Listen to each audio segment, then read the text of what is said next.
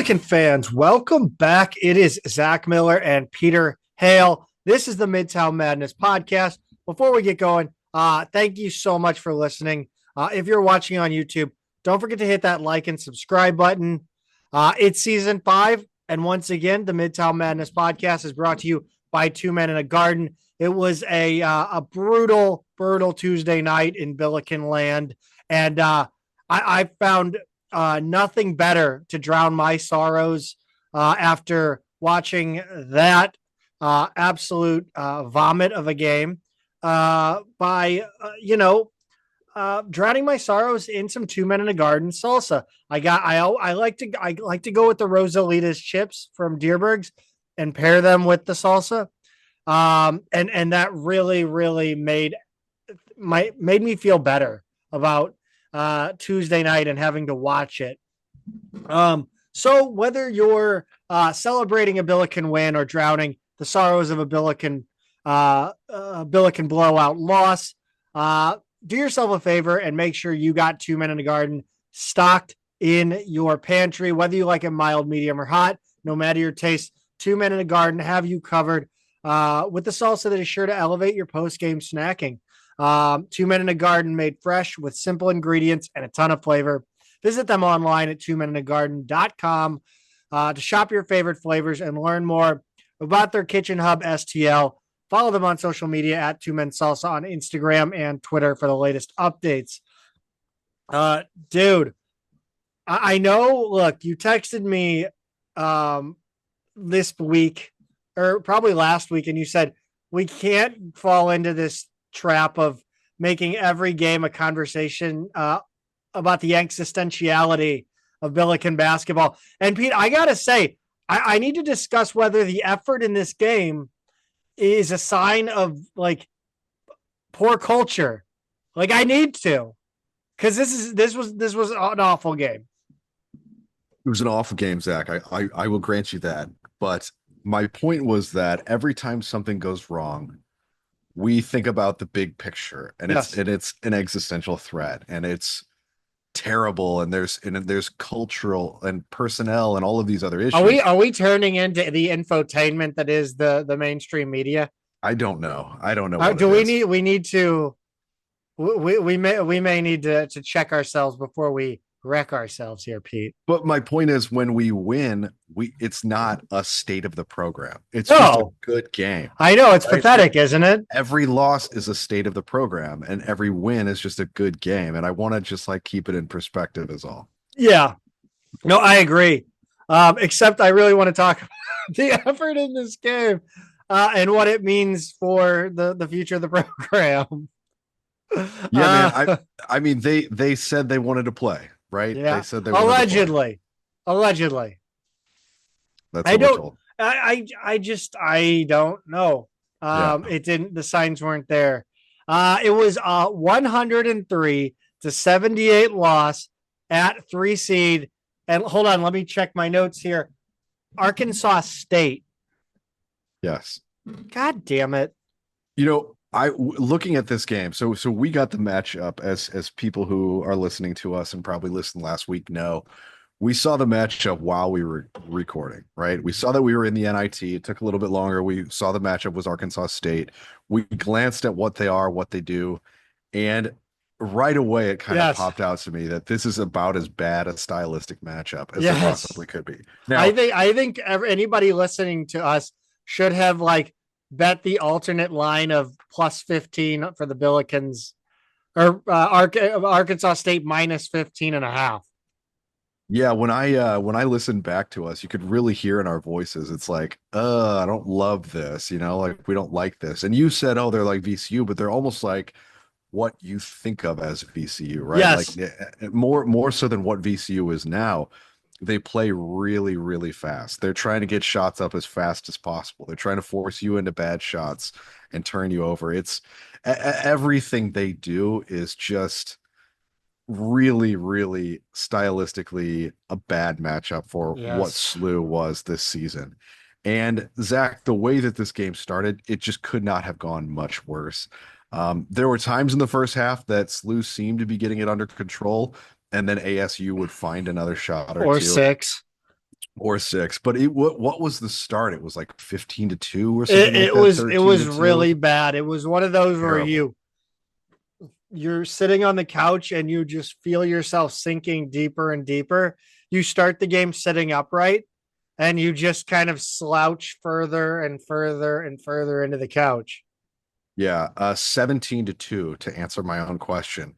So they're plus 15, barely 15 with barely under 15 minutes left to go in the half. And you're right, you're so deep into your couch cushions at this point. You're thinking like there's a lot that has to go right from here on out for us to make a game of this. You And know, it's funny you say that because I've been slowly um like pulling myself out of the pseudo mental illness that is watching Travis Ford basketball. I've been slowly like through therapy and really just hard work pulling myself out to realize that 13 points isn't that bad. So I was really like the fact that it was 15-2, 13 points isn't that bad, but the visual of 15-2 is bad. right, so you're saying like it so I'm well, working at this. and it was 17-2, right? So you're Oh yeah. saying like if it was 45-30, that feels different than 17-2. I that because that I don't know what that means. Like depending on the time of game on the game clock, right? Mhm, mhm. Um, but yeah, I just think that if I had known that the Billikens were going to play some offense, you know, like you at that point you think, oh my god, I'm sitting at Iggy's. It's 2008 or 2009, and the Billikens are falling just short of 21 points at George Washington. You know, Yeah, you that is worst case scenario, and you are staring it right in the face. right. Yeah. Um, Yeah, unfortunately that's a fair that point. is a that is an emotional and psychological wound that will never heal, Pete. Oh, trust me, I know. I will never forget. Luckily in this game, Zach, we saw Slew score the next three baskets. So it went from 17-2 to 17-9. And you thought, okay, maybe there's a little sign of life here. This Arkansas happened State on answered. more than one occasion too. It did. So they got to within 8, they got to within 7, as the half went on. And then, as we zeroed in on halftime, it got back up to 18. And then it was 13 by the time we got into halftime, but you were just like, it was the way that it happened, right? So down 50-37, Arkansas State shot 55.6% from three in the first half. Of course. They exactly because they shot about 32% from three coming into this game, right? Of course. The three guys who each hit three-pointers are guys who shoot 32%, 31%, and 26% from outside coming into this game. Again, of course. So you go into halftime down 13. Everything that is happening is the most like ridiculous form of it, and it just would get worse from there, Zach. Yeah, I really had to dissociate from this game. Uh, it's very easy to just keep telling yourself it's the NIT and this shit is lame and doesn't matter. And I sure as hell did. It was very you would think that like I was having a mental breakdown Mhm. by the live tweeting I was doing, but really I was just exhausted and exasperated. Like I just didn't care anymore. Right. But it was just I was annoyed. It was the whole totality of the game was not like it was just every little thing that was just a little needle that was like, why? Of course. Why wouldn't that happen? Yeah, so you've got the fact that it's already a bad matchup. You've got the fact that we just didn't look great. You've got the fact that the guys going off are all of these guys who are not like efficient shooters and they just can't miss. It didn't make any sense. It really didn't make any sense.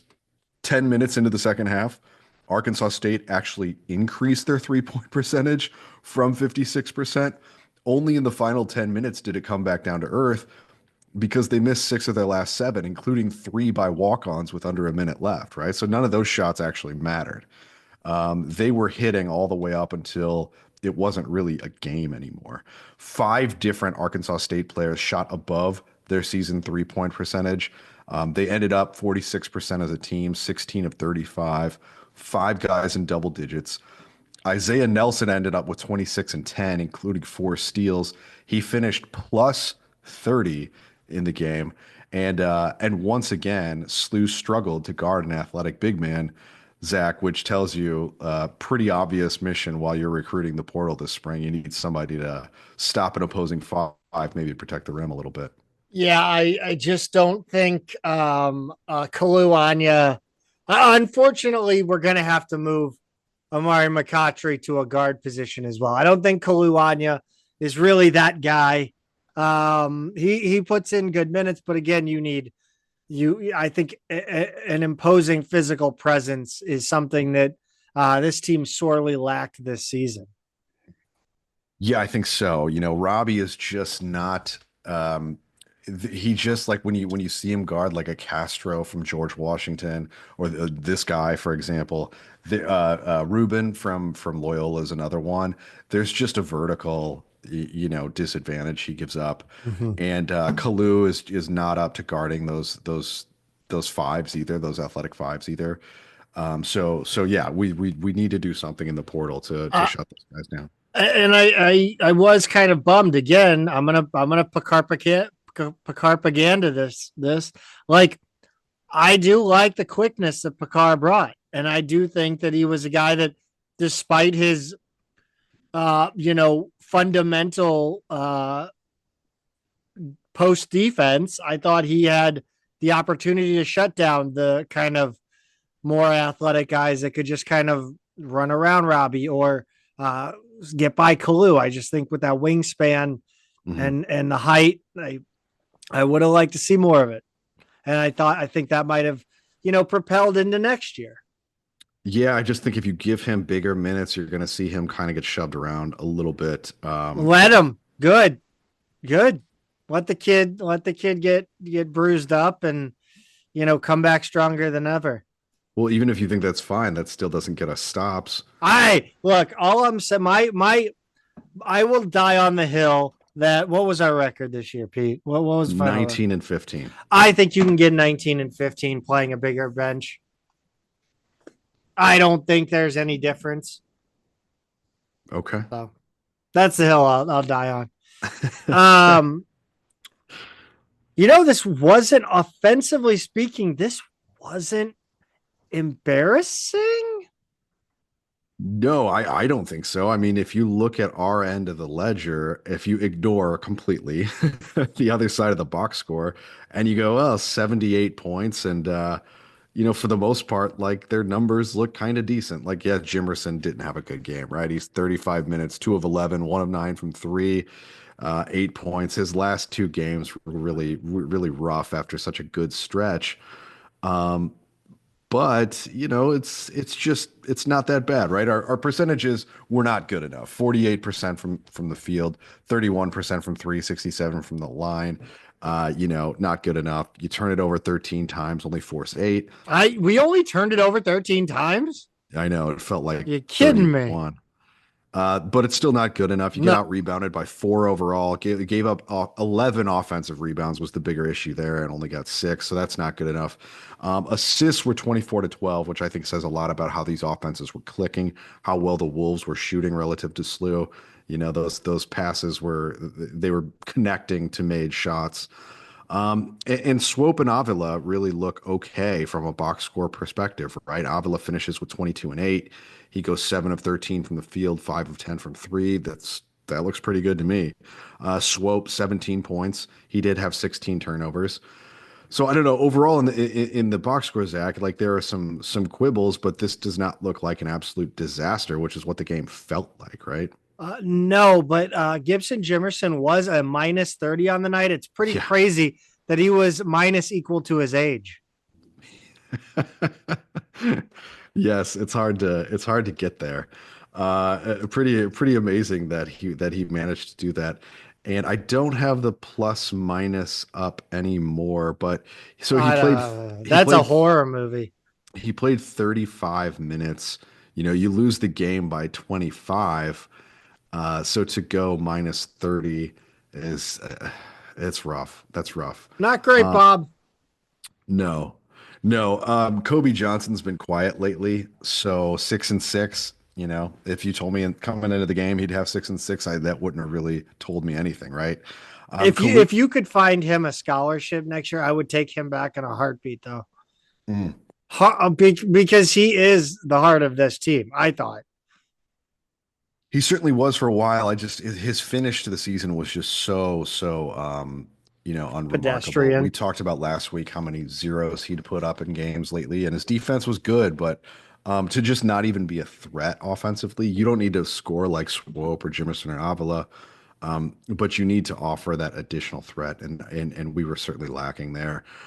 Speaking of non-threats offensively, Kalu 19 minutes, finished with 2 and 2. That's about as unspectacular a game as we've seen out of him. Man. But part of that is because McCottry, Zach. Yeah. McCottry had a big game.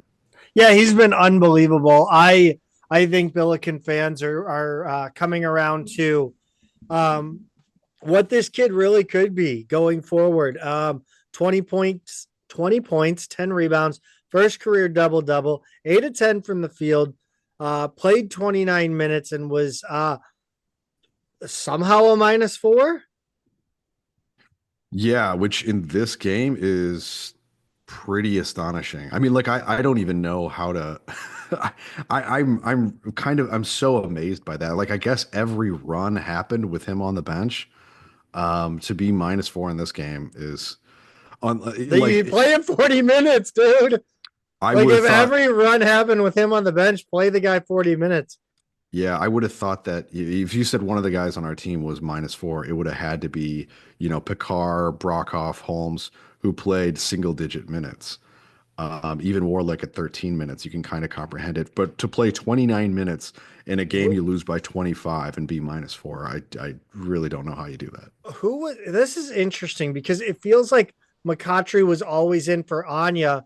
And I kind of wonder, like, oh my God, Maryland. Holy shit. Maryland just hit an insane buzzer beater. Anyway, but like it feels like McCottry was exclusively in for Anya, but Mhm. you wonder what happens if Amari and Anya play together a little more. I don't know. Of course, Kobe goes 6 and 6. So in this one, maybe it's a dumb point. I don't know. But he was electric. Yeah, I mean they had to overlap some, right? I mean, if they played 29 and 19 minutes, there was definitely some overlap there. But I think that yeah, that's the primary sub pattern would have been Anya out, McCottry in.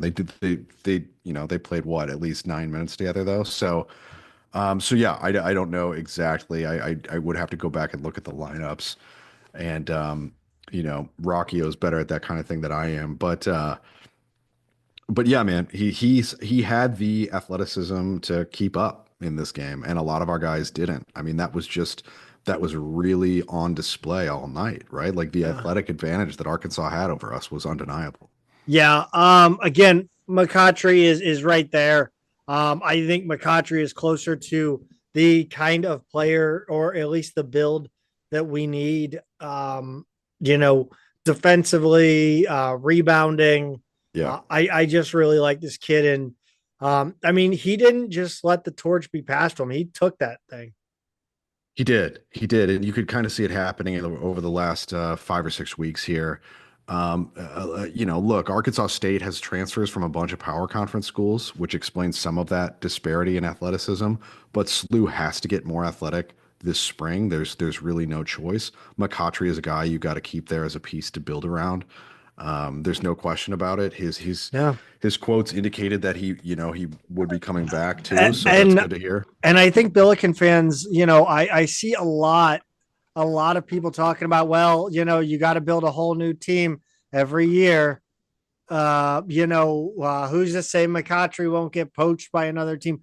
Like, this is, yes, that's going to happen, but at a healthy program that, treats but keeps its players happy with minutes. Like, there's still going to be loyalty out there. And that's, I think, the key is to find guys with that character profile. Yeah. But I think having a coach that knows what he's doing, that has, of course, I don't think this season went well. I'm not happy. I think Schertz should have a lot of questions to answer. But it's a healthy, and I hesitate to say culture, because I think there's some things we saw that are wrong.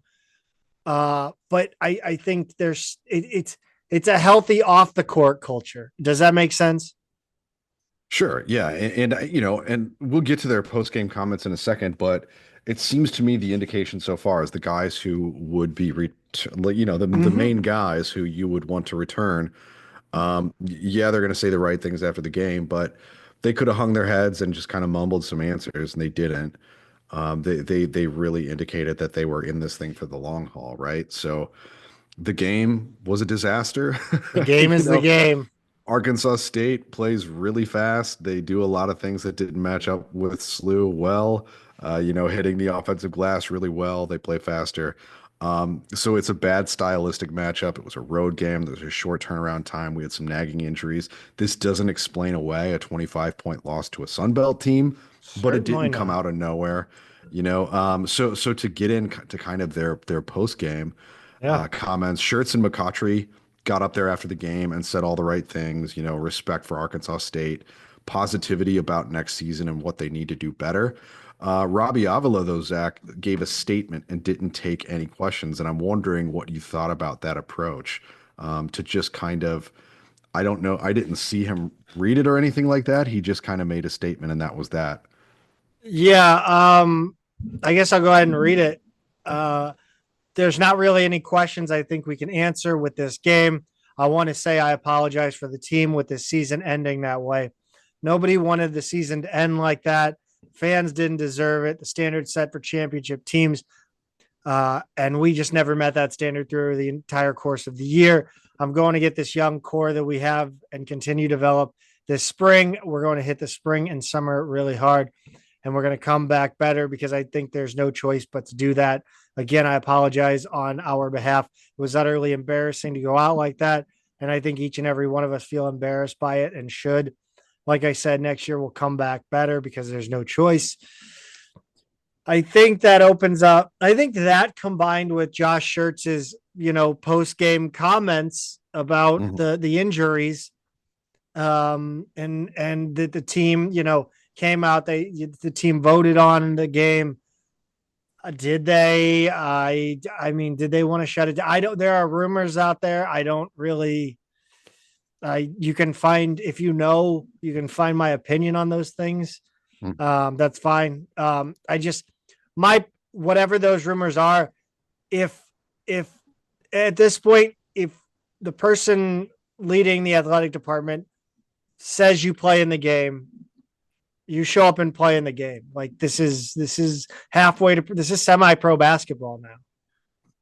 I agree with that. And it's not only that, if the rumor is not true, if it really was all of their choice and they did want to play, then what are you doing? Why? What the hell happened? Yeah. What is the advantage for any of you to show up to this game and play horribly?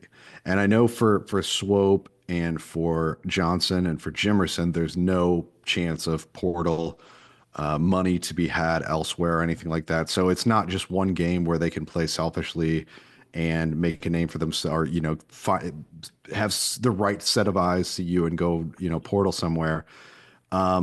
So there wasn't that factor, right? Like, so there was no logical reason that they would have to show up and not play well in this game and not execute. And I don't want to say not play well. I mean, not play with effort. Like, this to me is, when you lose by 30 to a team that, look, if they would have got in there and lost by 10, right? Yeah. 10 or less. I mean, I'm not going to sit here and bemoan anything. They showed up and played hard. I just don't think that they played with focus or mental toughness or physical toughness. I don't think it was there. I don't think and I know attacking the effort or whatever. I need to find another like term than effort, somewhere between like, uh being present, I guess. You know what I mean? Okay. Yeah. Like I just don't think they were all the way in it. Yeah, part of it is when you get sucker punched like that, 17-2 is as bad a start And it's a as tournament that possible. really doesn't matter. Right. And so it's like, okay, well, now I'm just gonna try and get out of here without an injury. But I but don't know. I don't know what it is at that point. but that's not like that. This is one of those moments, and not to get to on the macro level of the bigger picture of Billiken basketball, but that's the kind of situation and moment you want to see your leaders, rally the team, get them focused. That's what you want to see with guys on the roster showing up, playing hard. I think we saw it out there again from returners. Mhm. McCottry, Warlick. I mean, Avila had a decent game, but again, like anything from returners, I thought, Picard showed up a little bit. He had do you have a block?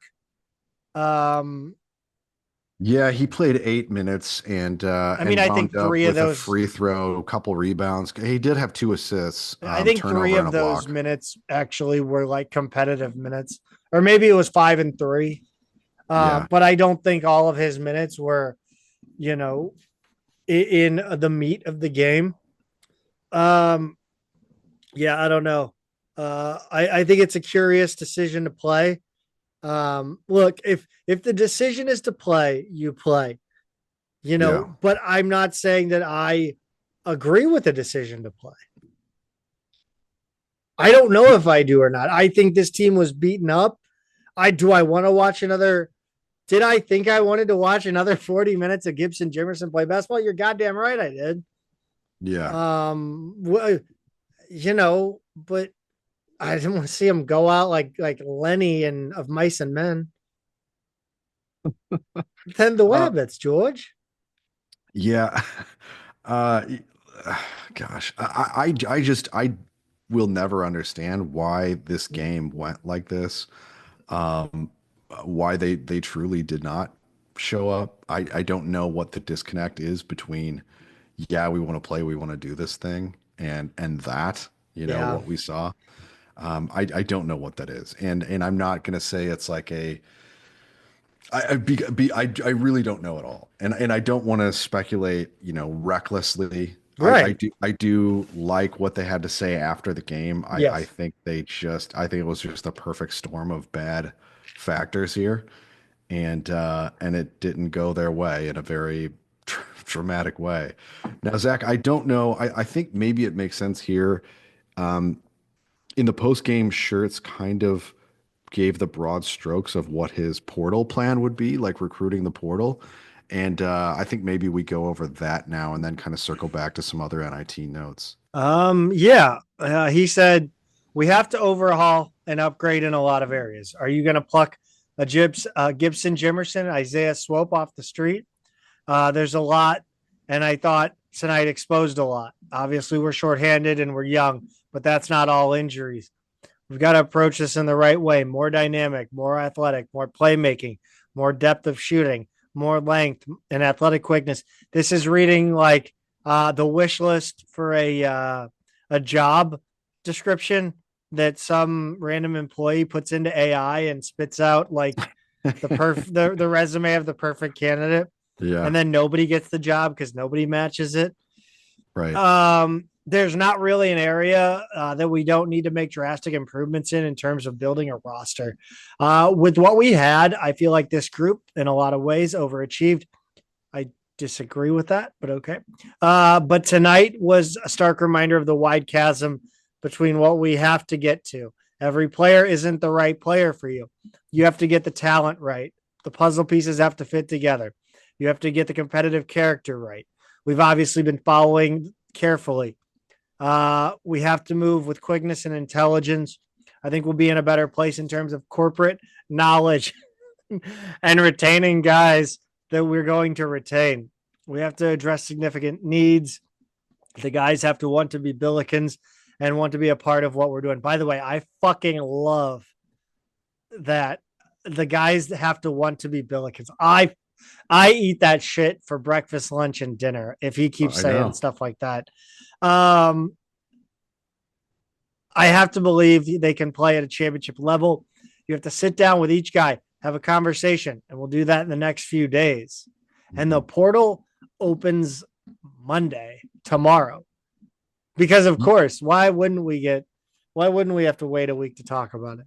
Sure. Yeah. So it does open tomorrow. That doesn't mean that people have, not been announcing their intentions. We've seen quite a bit of that already. We'll get to that a little bit later on the women's side.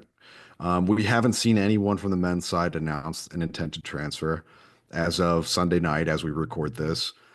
And look, I don't know if that will change and how dramatically, but I do think they know what they need. I do think they're going to be smart about it and have a plan here. We know some of the names they've reached out to so far. It's been a lot of D2 guys, actually. Yes. That's interesting. Where do you stand on that? I'm fine with it. I'm looking at the names right now. One of them is a guy called Matthew Mays, elite D2 transfer who's getting some high level D1 interest. Oh, this is the tweet where they call this high level. Because there's like four schools named, and none of them are P5. And then it says and more. And if you say more. Plus more, you're not giving a better school. Like the better school is not and more. I look, that's not my quote, but what I can watch is this video here, right? Yeah. And this is the kind of video that I look at this and go, why don't we have players who look like this? A guy who can fly down the court, who gets up for an offensive rebound and almost hits his face on the rim, like there are some attributes here. You don't like guys who dunk over trash cans? No. Well, speaking of which, Markai Strickland is back out there. He dunks over cars. He's a very good dunker. Look, Aliou Cisse out of Bridgeport, which is a D2 school, 19 and a half points a game, 6 rebounds a game. So there's another D2 guy. We know that with Lincoln Memorial's program very suddenly collapsing, we're talking to a couple of their top couple of players who are going to be, I think, big time. 2 of them at least are going to be big time D1 prospects. So look, I think there's a strategy. The only names we're seeing so far are those lower division names. I don't know if we're trying to grab some kind of like more value there. Maybe guys you won't have to pay quite as much because they haven't proven it at the D1 level yet. Yeah. But who maybe you can grab for a couple of years. I think we need a lot more depth too. If we're playing, I've said this, if we're playing 5 to 7 guys next year, I am ready to turn the page already. Because that is just insane. If you watch this season and I'm sorry, Mark Schmidt, as well. You cannot win this conference playing a full season of 5 to 6 guys. Yeah, no, I don't disagree at all. And maybe that's what these guys are, right? Maybe they hop up to the D1 level and they're like, hey, you're going to be in a D1 rotation, but maybe you're the 6th or 7th guy. And then you can play your way into the, That's right. And make sure that these are guys who can, hack it athletically. So I think there's something to be said there. They're probably going to go after some bigger names too, and not go all, from lower levels up. They'll try and get some, Yeah. And I mean, there are a lot of teams still playing. Yeah. Yeah. That's also a factor. Which leads us right into a sweet transition into NIT results. Yeah, Zach. Not the best showing for the A10 overall. I guess I'd call it mixed. We do have one team still alive. Yeah, so Kent State beat St. Bonaventure in the first round, 75-56. It was never close, like our game. UAB 69, St. Joe's Nice. 65.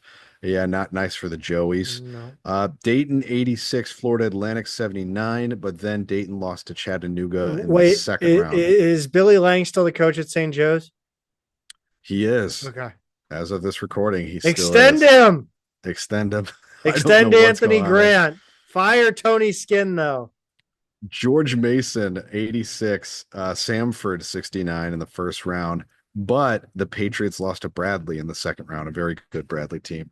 Loyola, 73, San Jose State, 70 in the first round, and then in the second round, they played San Francisco and won 77-76. That just came in not long ago as I record this. So we do still have Loyola in the NIT, Zach. They're making a little bit of a run here, and that's it left for the A10 in the postseason.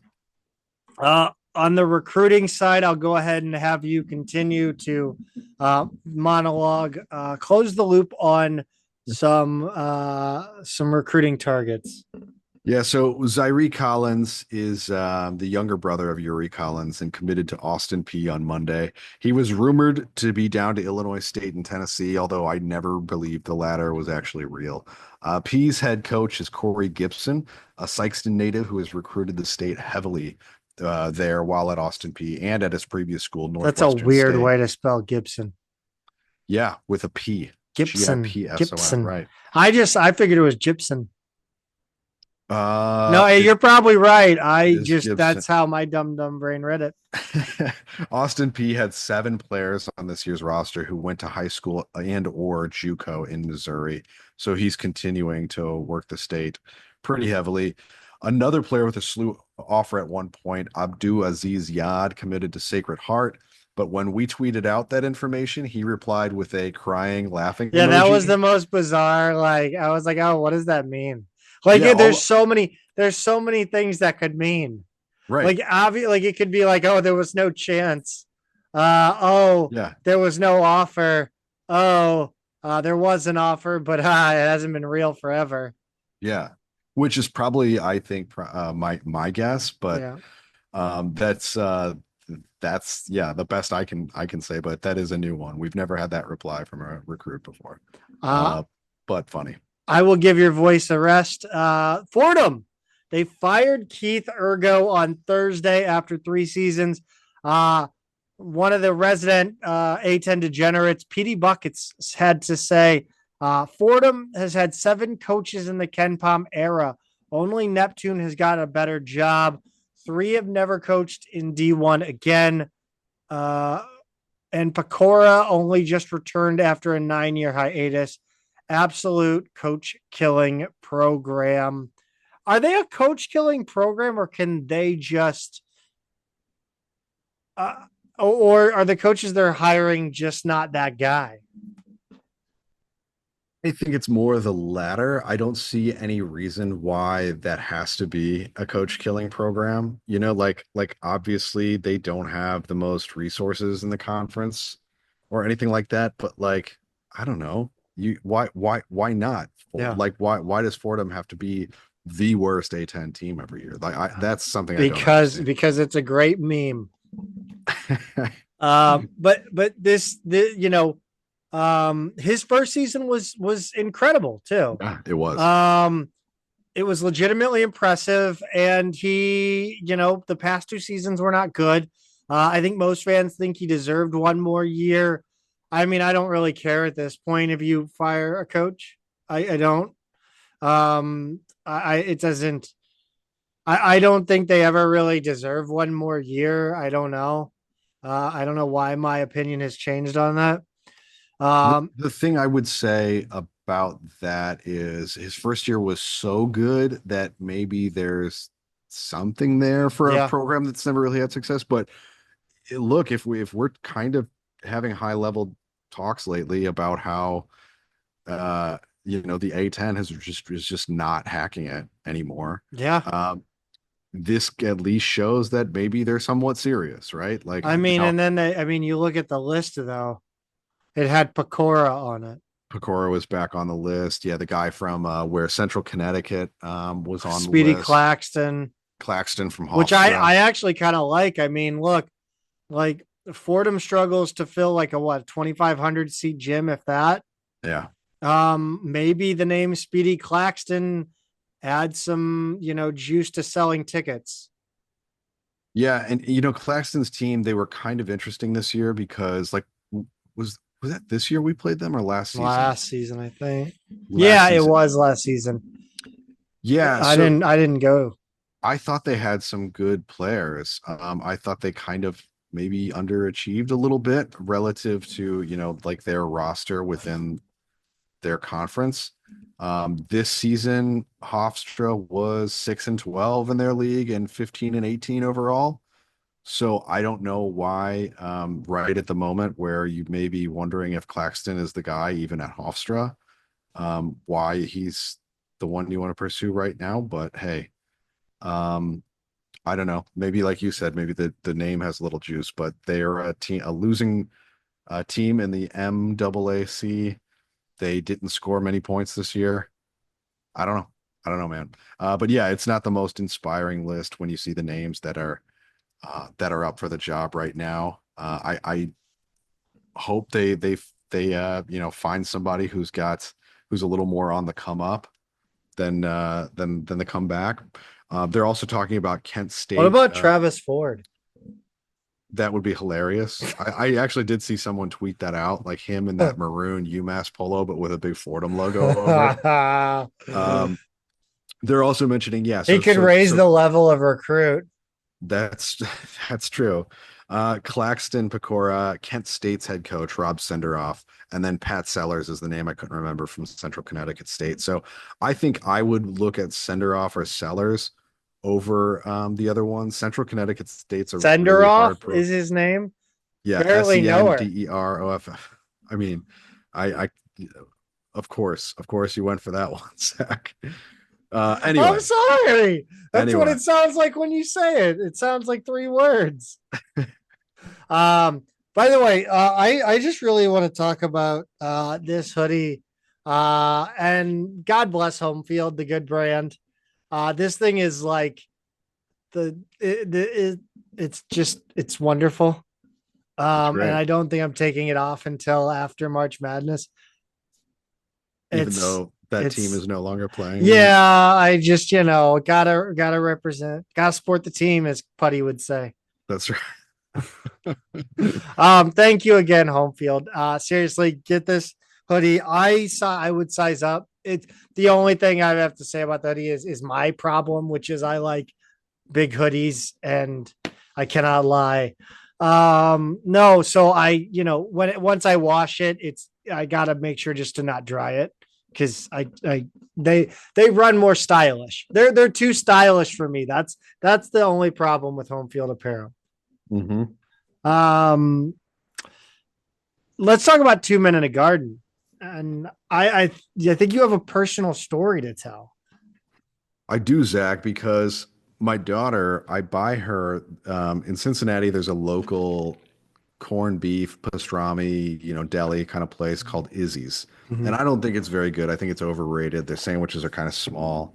I don't know. I'm not that impressed with the place, but they have their pickles. They're kind of known for their pickles and their potato pancakes. But the pickles you can buy at a local grocery store here.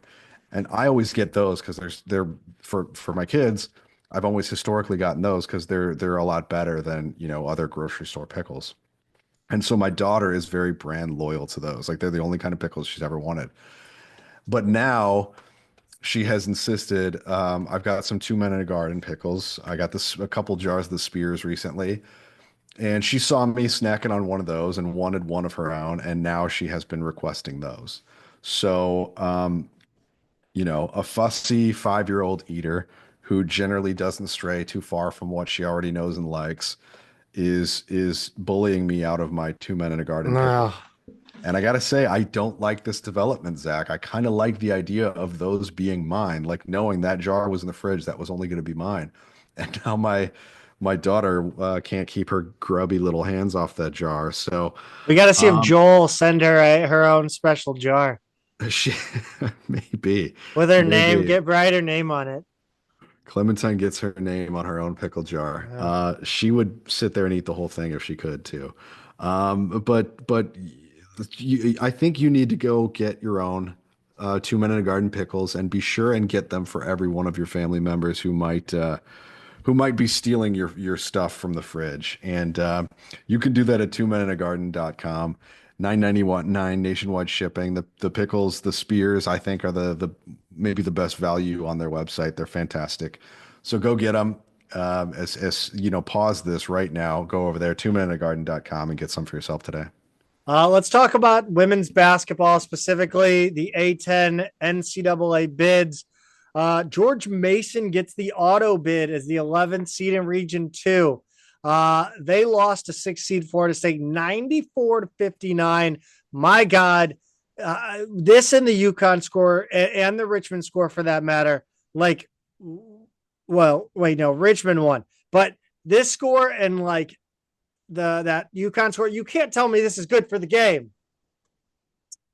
What was you talking? It was like 100 and something to like 32. Yeah, so South Carolina won by 60. Yeah, 108, like 48. we have to come up with something like I don't know what it is, but this is like there's no like this is ruining. This has to be ruining people's lives, right? UConn was 103-34. No, I mean, I don't think so, Zach. I think that, like, yeah, all four of these number one seeds won by crazy numbers. I think the narrowest one here was 84-46. UCLA beat Southern. They're getting ready to tip off against Southern's Richmond. not bad. They're getting ready to tip off against Richmond as we say this, because Richmond, the at-large from the A10, very deserving of their bid as the 8th seed in Regional 1. They beat 9 seed Georgia Tech 74-49. Speaking of blowouts, man. They will play 1 seed UCLA later tonight as we record this, as I just said. But we said all season long, Richmond kind of felt like an ACC team. And I think they proved right there against another ACC team in the tournament. They absolutely belonged. And so it's pretty cool to see the women's side of the conference be a multi-bid league, Zach, even if the men's side currently historically a one-bid league. Yeah, and a deserving multi-bid league. Yeah. So, good on the Richmond women, and hopefully they have a respectable showing against UCLA. By the way, the blowouts you're talking about, I don't think it's bad. I think it's just kind of where the game is right now, and we're seeing a lot more parity in the top tiers of women's college basketball.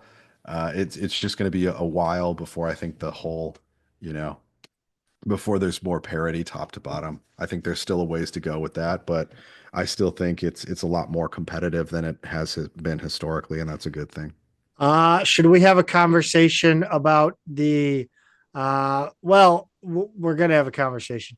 We are. Let's talk transfers because things don't seem too great right now with kind of the roster situation for the Billiken women. No, Zach, we know how many were at senior day. Was it 8? And I think technically a few of those still might have eligibility due to that recent JUCO ruling. And I think a couple others walked, even though they still have a 5th year. But Shun Anumale was not one of those. She was just a freshman. Sorry, Anumele. I don't have to worry about. Yeah, thank God. I'm actually excited about that. She was a freshman, Zach, who showed some promise and announced her intent to enter the transfer portal on Monday the 17th. Go get that bag, I guess. About as early as she could have. So a full week before the portal actually opened, she was announcing. Yeah. I don't know. That doesn't seem great to me when your freshman scorer is jetting off that quickly. Yeah, no. Markavia Shavers announced that she would be entering the portal on Tuesday. And then Brooklyn Gray, which that one came as a shock to me. She seemed to be heavily in the favor of Rebecca Tillett late in the season. I mean, she wasn't exactly consistent, but she showed the ability to go on McMakin style heaters at times, not necessarily to that level, but yeah, she did. And I think she actually might have 2 more seasons because she was listed as a junior. And with that JUCO ruling that your JUCO season one JUCO season won't count against you. I think that does give her 2 years, which when are they going to get to like three or four JUCO seasons don't count against you. I mean, it's possible. That also means though that Tiara Simon has another year if she wants to come back or take a grad year somewhere. But yeah, Zach. So when you look at the roster now, that's Nazario Bergstrom, freshman, can return.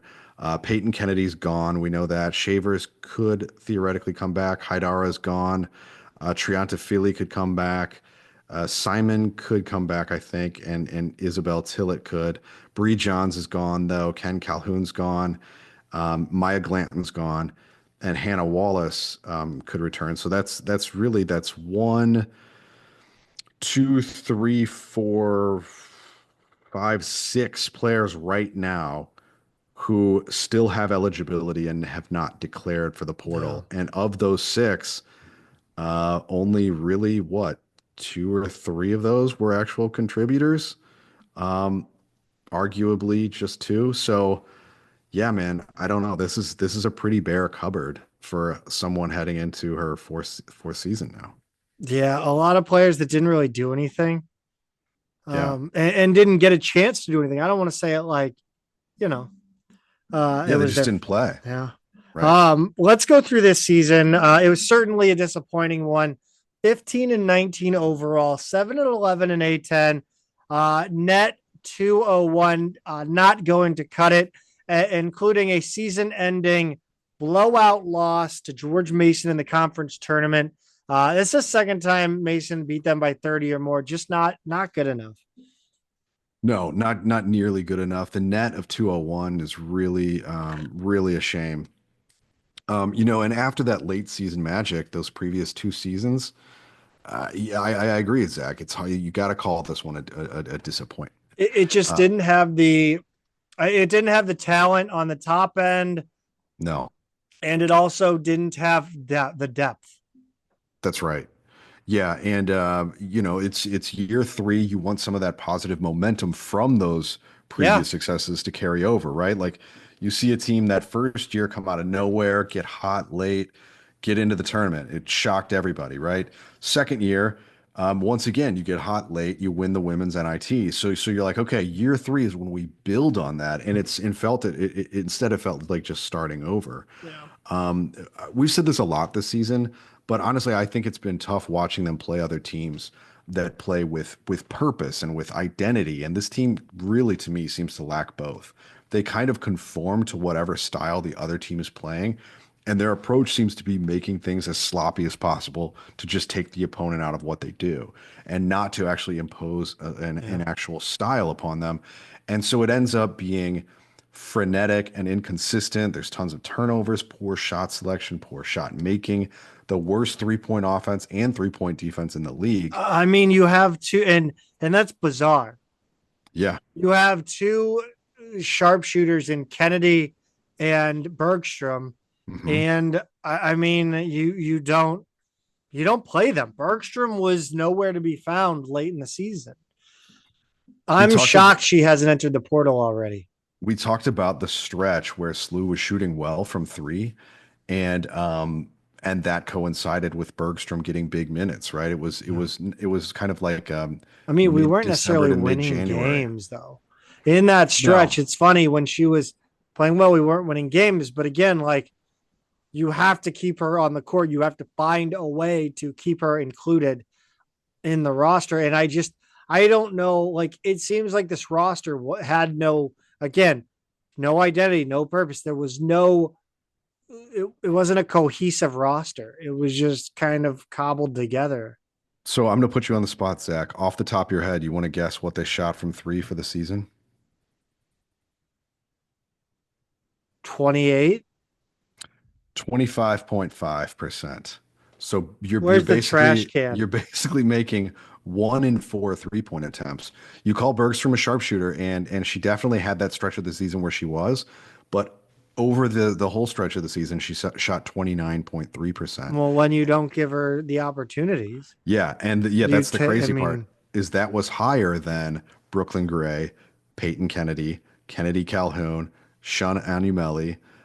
It was higher than everybody on the team except Tiara Simon, who, for a big, shot just under 40%. Now, she was only shooting less than 2 a game, but her ability to kind of step out and shoot that every once in a while was something that they probably should have factored in more heavily. Conversely, Zach's teams shot over 37% from three against them, which again we already said was worst in the conference. So they absolutely have to figure that out. I think we talked a lot about the in-game coaching. I think there are questions, serious questions to be asked about talent evaluation here. Yeah. There are some very just bizarre decisions. I don't know about talent, but you have Trianta Philly on the bench, who's 6'5". Mm-hmm. What the fuck? Like, you can't Yeah. teach 6'5". I don't care if she's dog shit. And Haidara, that's 2 6'5" players on the bench. You watch fucking Brooklyn Flowers dominate the A10. I mean, I don't want to take anything away from Brooklyn Flowers. Jesus, Brooke Flowers. Yeah. Thank you. Yeah. Good Lord, what am I doing? Having a stroke. Brooklyn Gray. Yeah. Brooke Flowers. I mean, you saw and Brooke Flowers is fantastic. Was a fantastic player. She played pro. Yeah. But that's not that much of a skill position defensively. Yeah. As it is on the men's side of things. It's very much it's a size thing and a mobility thing. Like, why wouldn't you put her out there at center? I don't know how they didn't find minutes for the 6'5" players. I really don't, because if nothing else, the defense is going to be a little bit disruptive. We gave up size in a lot of these matchups, but Zach, they're not the only ones. Maya Glanton, she led Indiana State in scoring and rebounding, and she was mostly stranded on the bench this season. She averaged under 14 minutes. She played in 30 games and started 8, and it's not like she was hurt or anything like that. And in the games where she actually really got some run, she was good. There were some games late where she actually contributed quite a bit, and you just kind of wonder, like, why has she just been stashed over there? Right? There was that Davidson game in late January where she scored 18 points in 22 minutes with 10 rebounds. I remember and you just talking throw your about hands up and go, like, where was she? Where's she been? I remember talking about the Billikens, and I can't remember what it was, but we used to lose players on the bench. Who was that? We used to lose. Yeah, I feel like players. There was always discussion about players just getting lost on the bench. Like, you forgot they were sitting down there, and I can't remember which coach would forget they were. I don't think it was Majerus. Maybe Cruz. I definitely saw it happen firsthand when I was a manager there, and there were a couple of games that Soderberg missed for illness, and Anthony Bean coached, and he really struggled with substitutions on the fly. I remember that. That's interesting. Because on some of these coaching staffs, the head coach isn't controlling subs. Yeah, it was just one of those things where I think everybody's just kind of thrown off a little bit, and it's definitely a skill to know when a guy needs to come out and who to replace him with, and yeah, it's something like, if you're not in the rhythm of doing it, it's like you kind of take for granted a little bit. But yeah, anyway, I think we need to discuss Isabel Tillett. Sure. She played over not just her, but plenty of other players who were better when they got minutes, more impactful. I mean, I think she had 6 points the entire season. She played over 8 minutes a game in 34 appearances, so she appeared in every game, which is a little bit surprising. And let's see, her scoring here, Zach. She had 16 points this season. So yeah, not less than a half a point a game. Less than a half a point a game for someone who played. How many assists per game? Assists she was more of a distributor. She had 31 assists, so just under 1 assist a game. Jesus. And she's more of a distributor. 25 turnovers, so almost a 1-to-1 there. But yeah, she was one, Zach, and I get it. She's part of the team. She's your daughter and everything, but man, did I not see anything with her. No, I don't. It's. I mean, look, like you've got to threaten a little bit more. You got to threaten more than that to be on the court. Like, I mean, even if okay, let's say Isabel Tillett is better than Rita Nazario, better than somebody who played less minutes in her.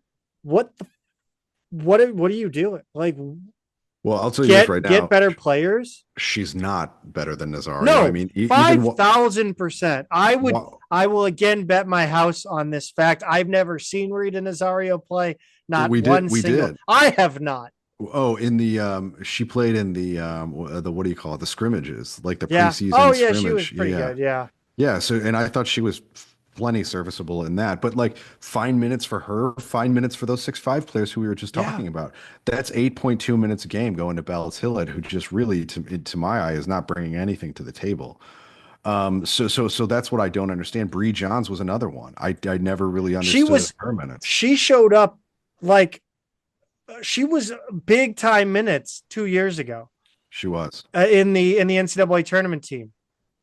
Yeah, She and played and like 12 minutes and then she went down to 6 the last 2 years. And you have an added talent. What the fuck?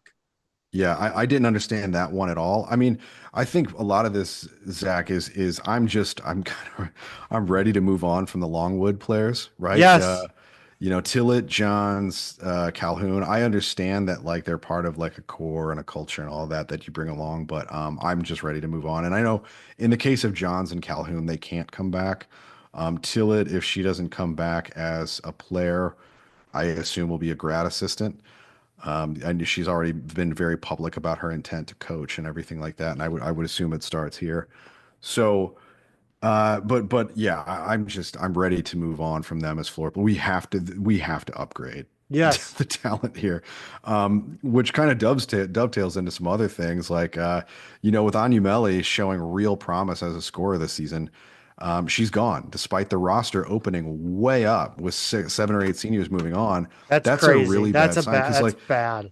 if you're a freshman who's got some and you were like essentially the sixth player, sixth or seventh player, I would be looking at this roster thinking, this is my team now. Like there's nothing but opportunity here. And instead she's like, no, I'm out of here. She's the first one to hit the portal. That's a terrible, terrible sign. And watching so many games this season, it's just remarkable to me how often we're giving up an advantage, whether it's size, athleticism, fundamental skill, all of it against Valley teams like Drake, Missouri State, Murray State, other non-conference opponents like Southern Indiana and Norfolk State, let alone most of the A10.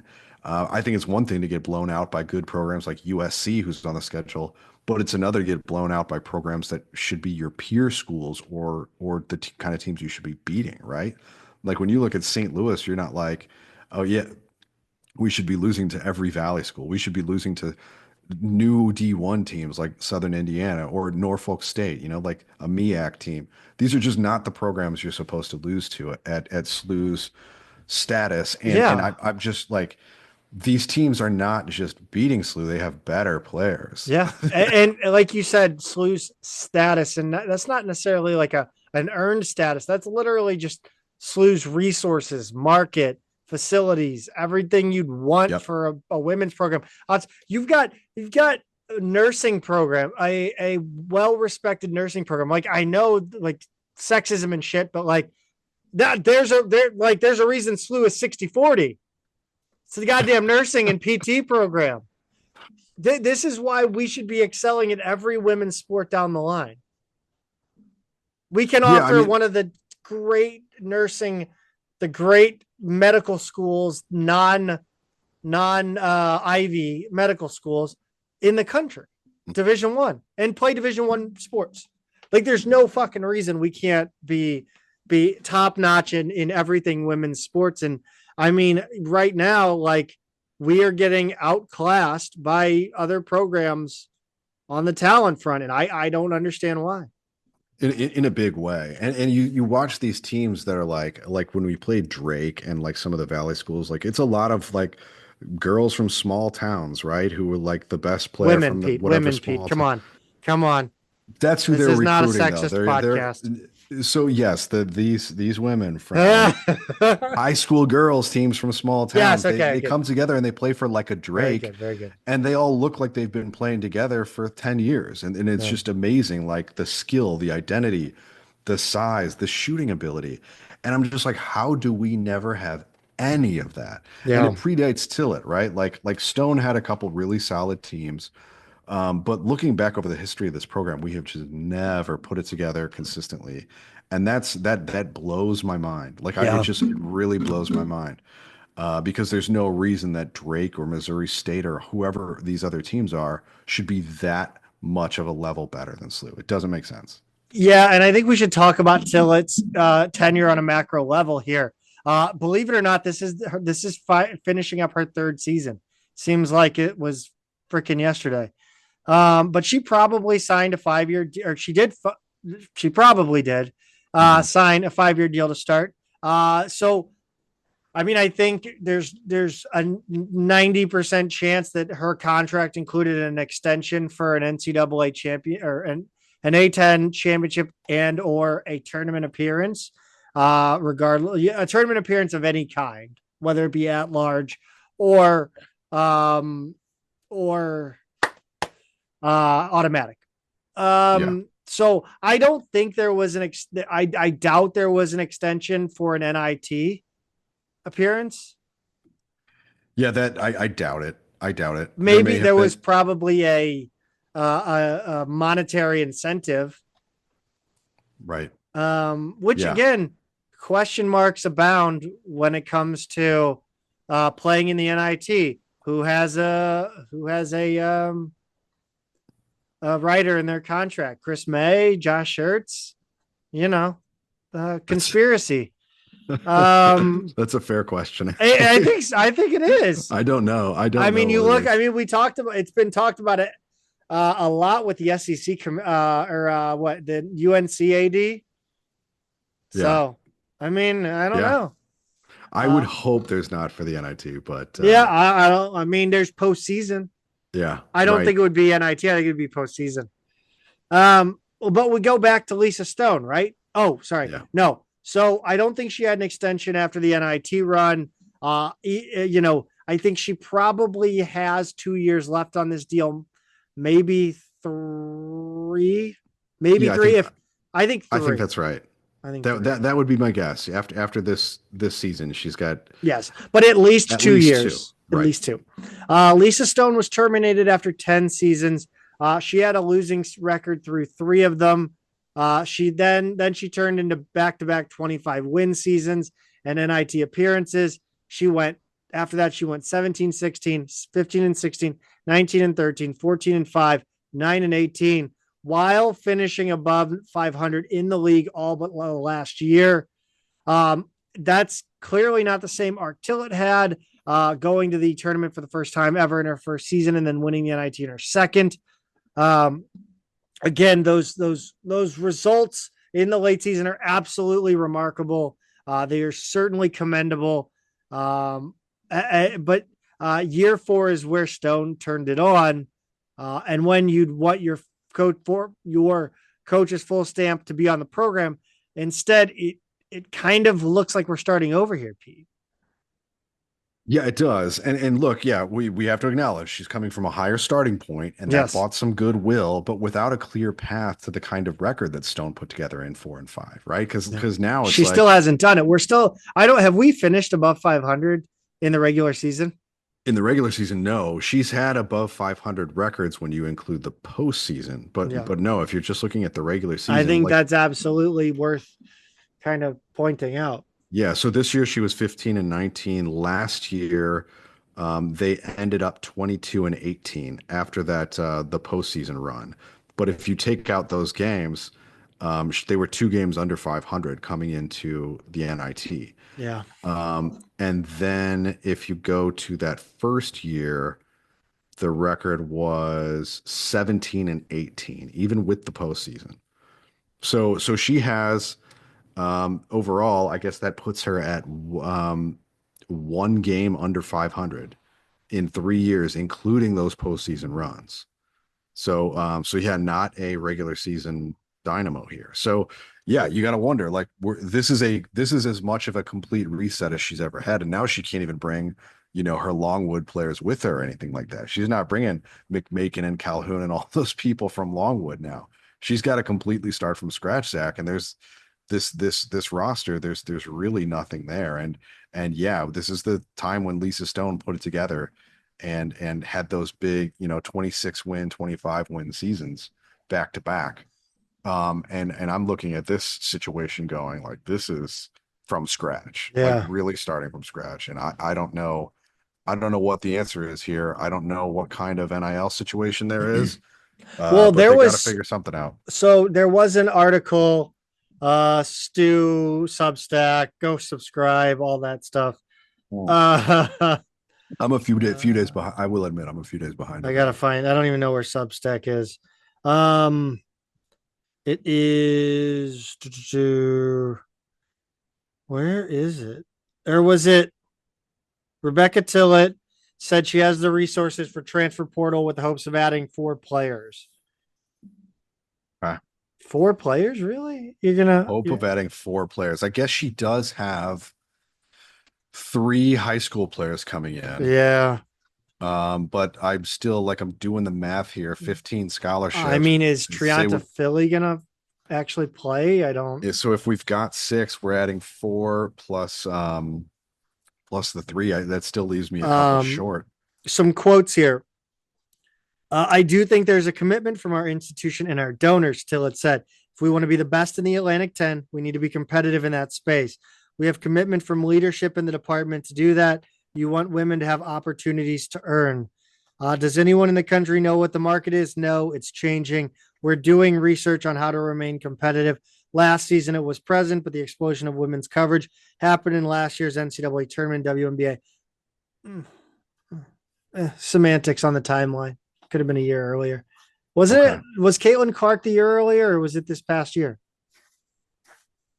Well, this past season she was in the WNBA, but no, that would have been it would have been last season. Okay, because they get drafted and start right. So she's right there. She's right there. Yeah. She is. All of that is impacting what feels like an explosion of investment in women's basketball. Then it goes on to talk about the Billiken Victory Fund. I have no idea if that's even like what's going with that, but it needs to be in house as soon as possible. I don't think the number of transfers will be large compared to other programs. That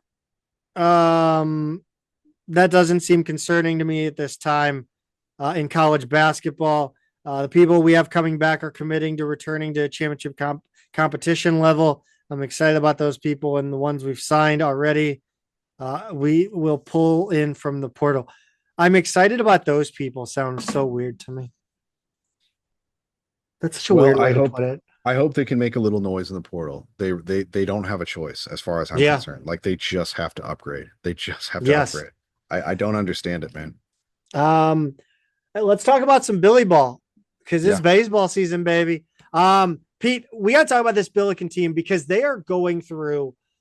They lost so much last season, man. Really almost an entire rebuild. It's almost entirely new except for Moore and Sitzman. Mm-hmm. Yeah, Richter, Mastros, Holmes, they all went portaling. Closey, Bell, and Gray to the draft. Fogarty, Smith, and Preston graduated. So that's a lot of guys last year, Zach, who were big contributors and just aren't around anymore. Yeah. Again, we're still in that time where, again, this team is still playing in facilities well behind the times. New lights are great. They're awesome. The light show when they hit a home run, we need to get that into Chaffetz as soon as possible. Same lights. It's overdue. Speaking of overdue, remember that these lights are a year late. Still no press box, no clubhouse locker room adjacent to the field. It's still just an eyesore on campus for the most part. I think the only thing that's actually pretty about it is the outfield wall and the hitting facility, which again is about 10 years old now almost. Yeah. I think I might be overshooting that, but I think it's probably 5 to 10. Last week, let's quickly run through. They went 2-2, starting with starting the week with a big loss to SEMO and opening St. Joe's series with a narrow late loss. They turned it around in the second and third game with a walk-off win on Saturday and an 8-4 win on Sunday to take the series. Pete, run us through get us to that first Dayton game. Get us through that one.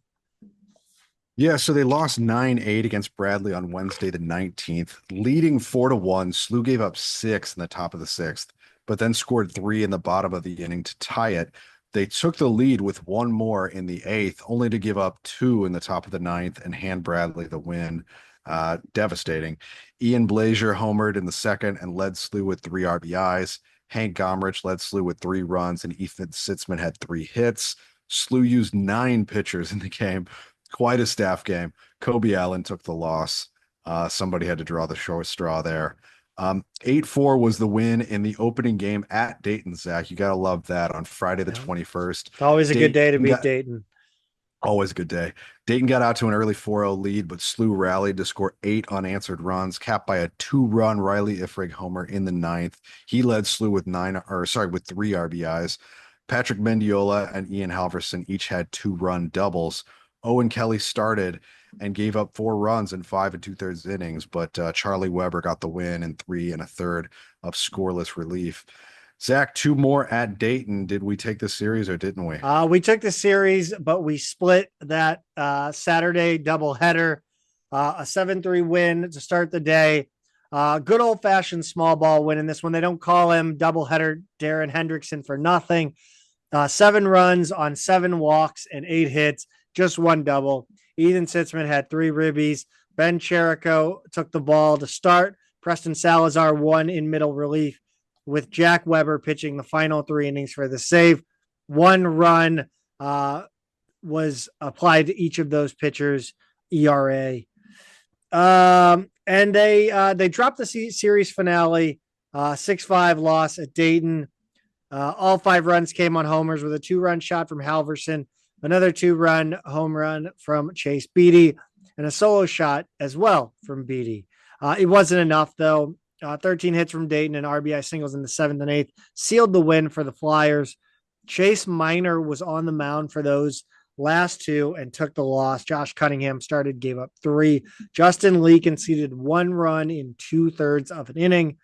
Next up will be Tuesday the 25th against Butler, one of the worst facilities in the Big East, actually. I don't know if I can. It's right next to Hinkle, isn't it? I mean, it's literally just like, it looks like a park field. Yeah, I can picture the football stadium, or at least it did. Down the hill. When the last time I did the research, which was probably 3 years ago. But yeah, then they'll host St. Bonaventure for a 3-game series over the weekend. Pete, why don't you get us halfway through softball, and then I'll take the back 2. Yeah, so last week softball had a tough one. They went 1-4 on the week with an 8-5 win over Western Illinois, a blowout loss to South Dakota State, and then 3 losses in a sweep at Dayton, unfortunately. But they did turn things around this week. Much better performance. 11-3 was the win over Lindenwood on Wednesday the 19th. After a 3-3 first, SLU held Lindenwood scoreless and managed to tack on 8 more runs, most of them coming in the 5th and 6th innings. Abby Mallow homered twice, continuing her tear. A 3-run shot in the 1st and then a 2-run shot in the 6th. Taylor Hockman settled into a nice groove after that tough first inning, and she ended up the win. In the first game against Fordham on Friday the 21st, Zach, SLU won 10-2 in 6 innings. It was 7-0 by the time Fordham got a run back. Mallow and Allie Marietta led SLU with 3 hits and 2 RBIs apiece. The law firm of Mallow and Marietta. Kendall Johnson and Natalie Sullivan each scored twice, and then Isabel Royal pitched a complete game for the win, striking out 6. Zach, why don't you take us to the doubleheader on Saturday? Was that what was it? The reference Babip, Pacoda, and Vorp? Yeah, is that Parks and Rec? It is Parks and Rec. Mike Schur, the showrunner, is a big baseball nerd, so they're all advanced baseball metrics. Yes. Yeah, this is a solid series win. I feel like Fordham is always in the mix. They kicked the shit out of a really bad Loyola team. But I mean, I feel like Fordham is a program that does well at softball. 6-0 win over Fordham Saturday 22nd, game one. Hockman spread out 4 hits and 7 walks for the complete game shutout. SLU scored 2 in the second, 2 in the third, 2 in the fourth. Abby also had 2 hits and 2 runs. On Sunday, they lost, or Saturday in game 2, they lost the rubber match. Or no, they lost the third game. Tied 1-1 after 1. Fordham broke it open with a 4-run third inning. The only Billiken run came on a Carson Janney solo blast. Isabel Royal pitched 3 innings for the loss. Anna Christ finished the game off. Next up will be Wednesday the 26th against SIUE, and then they head to St. Joe's for a weekend series.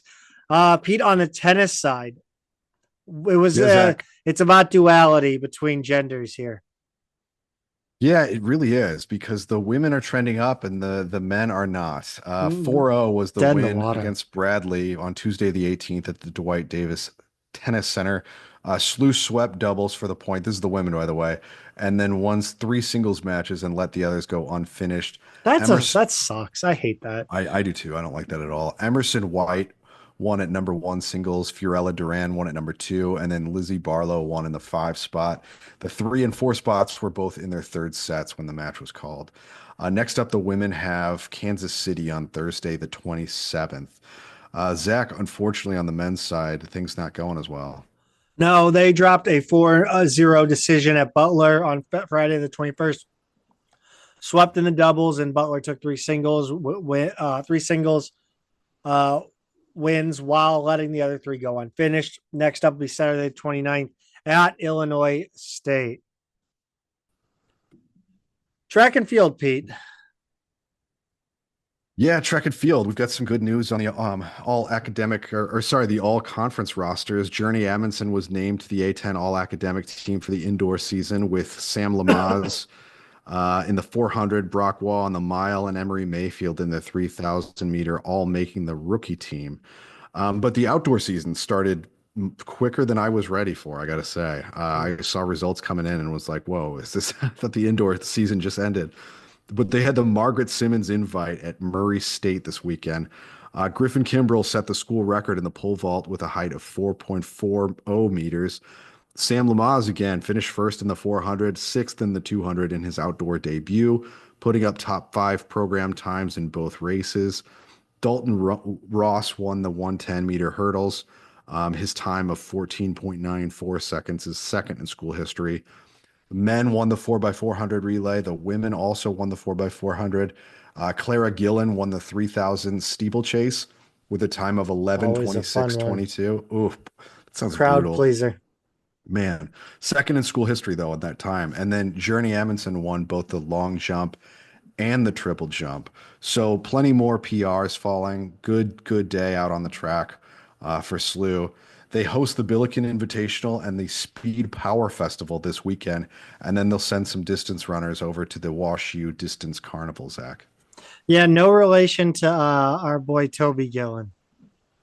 No, which is kind of funny to have 2 good runners named Gillen in short order like that. The men's soccer, some men's soccer news. Patrick Schulte named to the 23-man U.S. men's national team roster for the current international window for the CONCACAF Nations League semifinals on March 20th. And unfortunately, the 3rd place game on March 23rd against Canada. He is joined by Tim Ream and Josh Sargent. Schulte didn't see any time in the event, but hopefully he, keeps getting called up and stay in the rotation. And I think a lot of people are not happy with Matt Turner after the loss to Panama. Well, they tied. They lost to Panama, and then they just lost to Canada too. Actually, while we were doing this, not great. But no, Schulte didn't get in. He didn't play. So, wow, yeah, not great for the Potch era. Those are 2. Is he on the hot seat already? I think he's got a little. Hey, if they gave Greg that much time, I think they got to give him a little more time. Women's soccer. We'll go ahead. They formally announced the new 10-player 2025 recruiting class. We knew about most of them already, but here's the full group. Addie Brosder, a forward out of Lee Summit, West Missouri, Lee Summit West High School of Missouri, Sporting Blue Valley, also ran track, an all-state performer in 3 events. Schertz called her an elite athlete, and her pace and engine will thrive within our system, adding that she could play almost any position. Of course, she's a multi-sport athlete, Pete. Yeah, Caroline Chair. Judge, Man, Shields did us no favors. These are the only two names that I'm gonna stumble on, but it's the first two. She's a midfielder forward out of St. Joe's Academy in St. Louis and St. Louis Scott Gallagher program. First team All-State, Region 1 Offensive Player of the Year as a junior. Shields said she has a relentless attacking mentality, always looking to score or create for others. Added that she's fiercely competitive and really dynamic as well. Sydney Dulac, a midfielder out of Liberty High School in Illinois, Eclipse Select Soccer Club, all-conference player. Shields said she's an exciting and versatile attacking player with vision and technical ability that make her a dangerous playmaker. Yeah, you got to like the sound of that. Summer Official, I've heard good things about her as well. We've seen a lot about her. Yeah, I feel like her name comes across all the time. Midfielder out of Roncalli High School in Indiana, and FC Pride is her club team. First team All-State, in addition to numerous other accolades. Shields said she's a true box-to-box midfielder who can score from distance, pass at a high level, and deliver elite set-piece service. Avery Fitzgerald, a midfield forward out of Arrowhead High School in Wisconsin and SC Wave, all-state high school player and first team all-conference for her club too. Shields called her a fast and exciting left-foot attacking player who is dynamic on the dribble and in front of goal, and can take players 1v1.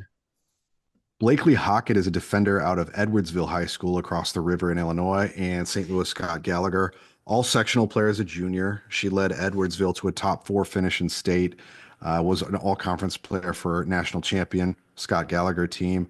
Shields said she embodies so much of what is special about this program because she's been coming to SLU camps since she was a little kid. She's a defensive force who is dominant aerially and can defend the opponent's best players. Kate Lewis, a goalie out of Visitation Academy in Missouri, and Lou Fuse, GA, all conference and all region as a junior. Her Fuse team went to a national final in their league. Shields said her family has deep SLU ties and called her a tremendous goalkeeper with strong technical ability, presence, and instincts, adding that she was an intense competitor and a relentless worker. I don't think she has to say that anymore about any of these people. Ava Rademeyer, midfielder from St. Dominic High School, soccer powerhouse in Missouri, and St. Louis Scott Gallagher. She won 2 national championships with Scott Gallagher. Shields called her tough, smart, incredibly talented, with a dominant defensive presence in the midfield, who can also set play in possession. Ava Scorfina, defender out of Timberland High School here in Missouri. Lou Fuse, GA. She was on the same club team as Lewis that made a national final. Shields said she's a versatile defender who can play anywhere on the back line, praised her toughness and mentality. Yeah, and last but not least is Addison Stansiak out of Warren Township High School up in Illinois, Eclipse Select SC. She was all-state as a junior, all-conference for her club team. Shields called her a savvy goal scorer who scores in a variety of ways. Zach, I got to say, looking at this class, it's, given that the national profile of this program has risen so much lately, it's a very regional group, right? Like you're talking Missouri, Illinois, all the way down the line here, with one from Wisconsin, one from Indiana. So just a very like it's kind of interesting. Like as they grow, I wonder if it's just more about this is where we're comfortable. This is where we like to be, culturally and everything like that. We're just going to keep the best players home rather than have to chase who we I can don't from hate all over it. the place. Yeah, I don't either. And I know they're not getting everybody. I think Rademeyer's high school teammate is going to Iowa State, so there's still some that are leaving and they're going to do what they're going to do, obviously. But I think it says a lot that the club teams around here are winning national championships. They're really good high school programs, and Shields seems to really be locking down the bi-state area for sure. Absolutely. A little bit short of an hour and a half, maybe an hour and a half. I don't know. But that's going to do it for us. As always, Pete, I think in the next couple of weeks, we're going to do, we're going to look a little bit closer at the women's team, talk about the men's team, talk about some conference realignment, perhaps some outside the box thoughts that I kind of threw out there this weekend. But we'll get into it more. But Pete, as always, go Bills. Go Bills.